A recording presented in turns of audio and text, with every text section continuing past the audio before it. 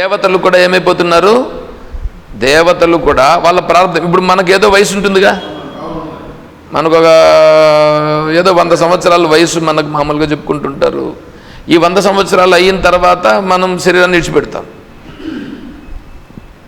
ఇప్పుడు వాళ్ళు కూడా, దేవతలు కూడా బ్రహ్మ విచారణ చేయవచ్చు, వాళ్ళు కూడా చేయవచ్చు. కానీ ఎక్కడ చేస్తారు? ఏడపోయి చేస్తారు. మీరు విహారయాత్రకు పోయినారండి. నన్ను ఒకసారి ఇక్కడే ఇదే దీంట్లో నుంచి అక్కడ అడేదో అడవిలో పైన ఉండేటువంటి బేటరాయ స్వామి గుడికి తీసుకెళ్ళారు. ఏమని చెప్పి తీసుకెళ్లారంటే, అక్కడ పోయి కొంతసేపు బేటరాయ స్వామిని దర్శించుకొని విచారణ చూసి తర్వాత కొంతసేపు మనం ఏదన్నా విచారణ చేసుకుందామని చెప్పినారు. సరే, నేను పోయినా. ఇంతకుముందు ఇక్కడ జరిగిండే విషయం ఇప్పుడు వచ్చినప్పుడు కాదు, ఇంతకుముందు నేను ఉన్నప్పుడు. సరే, తీసుకుపోతే ఆడిపోయినా, బేటరాయ స్వామిని కూడా చూసినాం. ఏదో పూజ అంతా అయింది. అంత అయిన తర్వాత వచ్చి కూర్చుంటే విచారణ చేద్దామని మొదలు పెడితే ఏం చెప్పినారు తెలిసిన? నీకు తలకాయ నొప్పి వస్తే ఏం చేస్తావు చెప్పు. నేను నీకు ఒక దాన్ని ఏమంటారు, నాకు తెలిసిన ఒక ఇది చెప్తాను, ఇది చెయ్యండి తలకాయ నొప్పి వస్తే. ఒళ్ళు నొప్పులు వస్తే ఏం చేస్తారు చెప్పు. ఇవి మాట్లాడినారండి. ఇది విచారణ. ఎంత బాధ అయిందంటే నాకు. నేనేదో మాట్లాడదామని చెప్పి కాశీ పంచకం చెప్దామని చెప్పి నేను కాశీ పంచకం తీసుకెళ్ళిన. ఆ రోజు అనుకున్న నిజంగానే ఇందుగా నేను వచ్చింది ఇక్కడికి.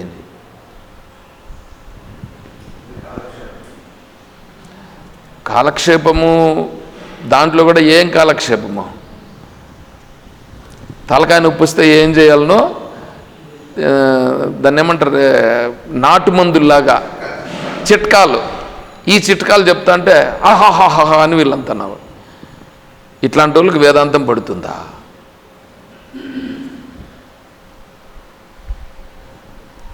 నాకు తెలుసు. అయినా ఏం చేస్తాం? సరే, ఆటి నుంచి వచ్చి నేను ఇచ్చిపెట్టలే. మళ్ళీ అయినా వాళ్ళని పట్టుకొని వచ్చి ఈడు కూర్చొని పెట్టి కాశీ పంచకం చెప్పాలని చెప్పేసి వాళ్ళందరికీ అప్పుడు చెప్పిన. అంటే ఊరికే కొంతసేపు వాళ్ళందరూ ఇప్పుడు నన్నేం అనలేరు, పోలేరు. అనలేకుండా పోలేకుండా ఎందో వాక్కుంటున్నాడు, వాక్కొని ఎనుగొమ్మని ఉన్నారు అప్పుడు. అయినా నేనైతే మీరు అనుకుంటే కూడా పర్లేదని చెప్పి నేను అప్పుడు కూడా చెప్పా. ఏమో ఒక్కటైనా తెలుస్తుందనే ఉద్దేశంతో చెప్పా. అప్పుడు నేను అలా చేశా. ఎందుకంటే అది గుర్తొస్తుంది కాబట్టి నేను చెప్తున్నా. కాబట్టి ఇది మనం దేవతలు ఇప్పుడు విహారానికి పోయినప్పుడు ఆడ బ్రహ్మ విచారణ చేసినామా? కేవలం బేటరాయ స్వామి గుడికి పోతేనే చేయలేదే. నువ్వు కాశీ యాత్రకు విన్నావు అనుకో, కాశీ యాత్రలో నువ్వు బ్రహ్మ విచారణ చేస్తావా? కాశీ యాత్ర ఇచ్చిపెట్టి అమెరికాకు విన్నావు అని అనుకో, దుబాయ్ పోతే,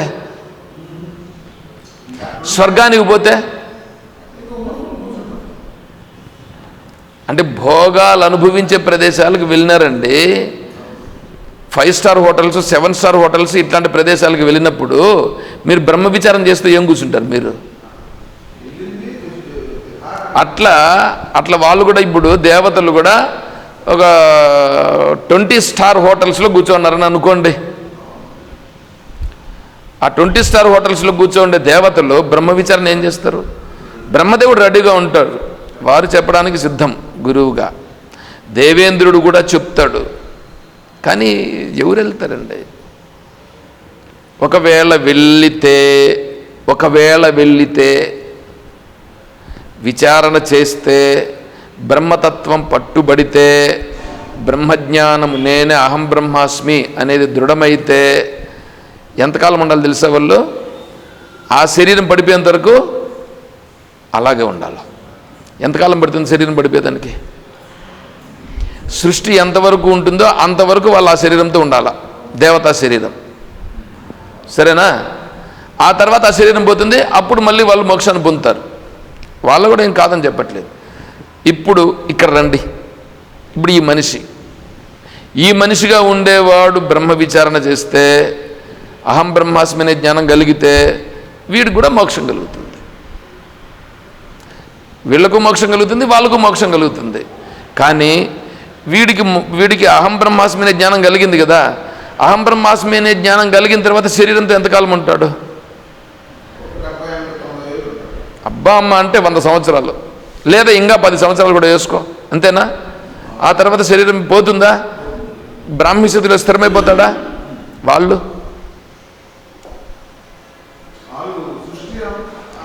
ఎంతకాలం ఉండాలంటే ఈ జగత్ ప్రళయం రావాల, ప్రళయం వచ్చేంత వరకు శరీరం ఉండాలా, అప్పుడు మోక్షం. అయ్యా అక్కడ పోయిన తర్వాత వాళ్ళు విచారం చేసేదే ఉండదు. విచారం చేసేదే ఉండనప్పుడు ఇంకా బ్రహ్మజ్ఞానం ఎక్కడ కలుగుతుంది? బ్రహ్మజ్ఞానం కలగడమే లేదు, ఇంకా మళ్ళా వాళ్ళు పుట్టాల్సిందే.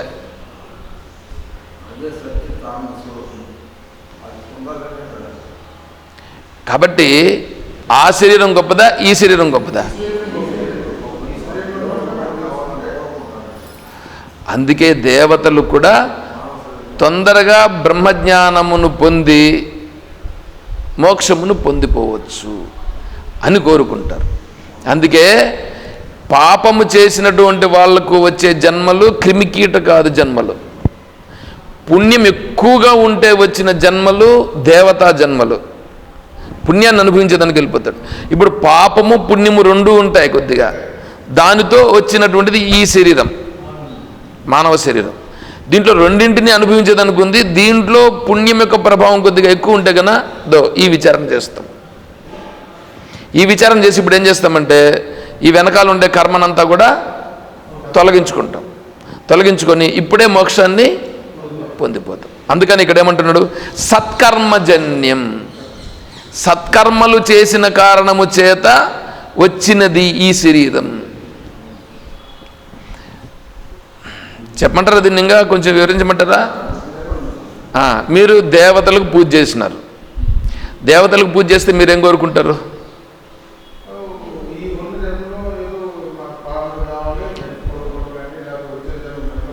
ఏందో కోరుకుంటారుగా, నా కొడుకు ఉద్యోగం రావాలనో, నా కూతురికి పెళ్లి కావాలనో, నేను బాగుండాలనో, ధనం రావాలనో, ధాన్యం రావాలనో, ఆరోగ్యం బాగుండాలనో, ఏదో ఇదే కదా కోరుకుంటారు. అంటే ఇప్పుడు పూజ చేసిన దాని ఫలము ఎక్కడ కోరుకుంటున్నారు మీరు? ఇక్కడే అనుభవించేదని కోరుకుంటున్నారు. అవునా? ఇక్కడే అనుభవించేదని కోరుకున్నారు. ఇప్పుడు దేవతలను ప్రార్థించినారు, ఆ దేవత నీకు ఇచ్చేసింది.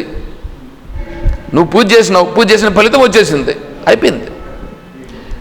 నీకు ఇంక దాని యొక్క ప్రభావము అంతకన్నా శుద్ధి ఎక్కడ కలుగుతుంది? మోక్ష విచారణ ఎక్కడ చేస్తావు? ఆత్మతత్వాన్ని ఎక్కడ తెలుసుకుంటావు? అదే దేవతను ఆరాధన చేస్తూ సర్వులలో ఉండేటువంటి ఆత్మస్వరూపాన్ని తెలుసుకునే సామర్థ్యం నాకు కావాలి, అటువంటి అంతఃకరణ శుద్ధి కావాలి అని నువ్వు కోరితే ఇప్పుడు దేవత నీకు కోరికలు తీర్చేదానికి వస్తుందా, లేకపోతే నీ అంతఃకరణ శుద్ధిని వలన?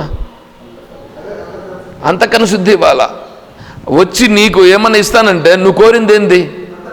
నువ్వు అంతఃకరణ శుద్ధి కోరినావు కాబట్టి ఆ దేవత వచ్చి నీకు వేరేది ఇస్తే నువ్వేమంటావు? నాకు అదెందుకండి? ఇప్పుడు మీరు చెప్పండి, చిన్నపిల్లలు చూడండి, ఇప్పుడు మనము ఒక 3 పిల్లలు ఉన్నారనుకోండి, ఇంట్లో మామిడి పళ్ళు తెచ్చామని అనుకోండి, ఒక 3 మామిడి పళ్ళు తెచ్చినామని ఒక 5 మామిడి పళ్ళు తెచ్చింటామని అనుకోండి. ఈ 5 మామిడి పళ్ళల్లో వాళ్ళు ఏం చేస్తారు తెలుసా? ఈ పండు నాకు కావాలి, ఈ పండు నాకు కావాలంటారు. వీడు ఏది పట్టుకుంటాడో అదే ఇంకోడు కోరుతాడు. అప్పుడేమొస్తుంది అక్కడ? అప్పుడు టక్ వస్తుంది కదా, నాకు అదే కావాలంటాడు. నాకు అదే కావాలని ఎందుకంటాడు? వాడేది పట్టుకున్నాడో వాడికి అది కావాలి. కానీ రే నీకు ఇంకా పెద్దది ఇస్తాను రా నేను అంటే కూడా వాడు ఒప్పుకుంటాడా? నాకొద్దు, నాకు అదే కావాలంట.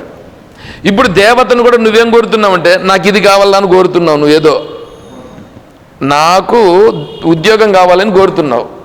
నాకు ఉద్యోగం కావాలని కోరుతున్నప్పుడు లేదు నేను నీకు మోక్షానికి పోయేదానికి అంతఃకరణ శుద్ధిస్తాను అని దేవత అనిందని అనుకో, నువ్వేమంటావు? నిన్నెవడు అడిగింది? నిన్నేనేం అడిగినా? ఉద్యోగం అడిగితే నువ్వు అంతఃకరణ శుద్ధిస్తావు, నువ్వేం దేవుడయ్యా నాకే అంటారండి.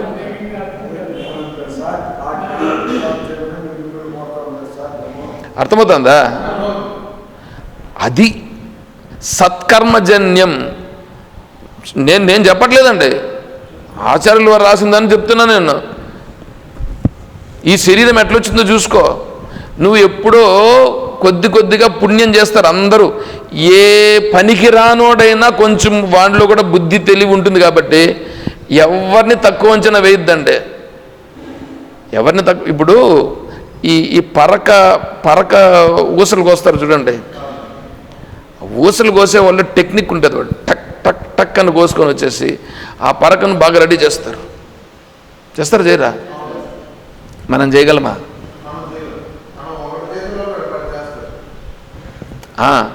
ఆ ఒకటి మనం చేసినా కూడా అతను చేసినంత క్వాలిటీగా మనం చేయగలమా? చేయలేము. ఆ ఎక్స్పీరియన్స్ అనేటువంటిది ఎంత ఇది చేస్తుంది దాన్ని.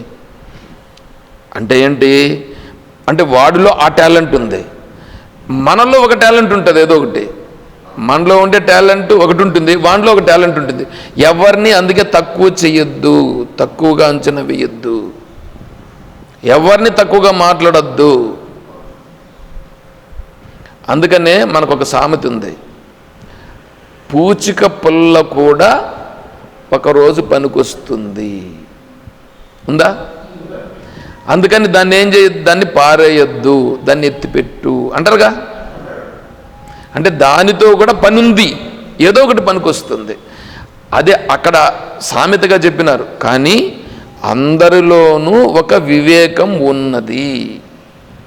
వాడు కూడా పుణ్యము చేస్తాడు ఏదో ఒక విధముగా. నీ స్థాయిలో నువ్వు చేస్తావు, వాడి స్థాయిలో వాడు చేస్తాడు. వాడికి తెలిసింది వాడు చేస్తాడు, వీడికి తెలిసింది వీడు చేస్తాడు. కన్నప్ప శివునికి ఏం పెట్టాడు? మాంసం పెట్టాడు. కన్నప్ప శివునికి మాంసం పెట్టాడు కదా. ఎందుకు మాంసం పెట్టాడు? ఆయనకు తెలిసింది అదే, ఆయన తినేది అదే, కాబట్టి అదే పెట్టాడు. అదే వీడు బ్రాహ్మణుడుగా ఉండేవాడు, శుద్ధమైనటువంటి సాత్వికమైన ఆహారం వీడు పెడతాడు. ఆయనకు శివునికి ఇది ఆహారమా అది ఆహారమా?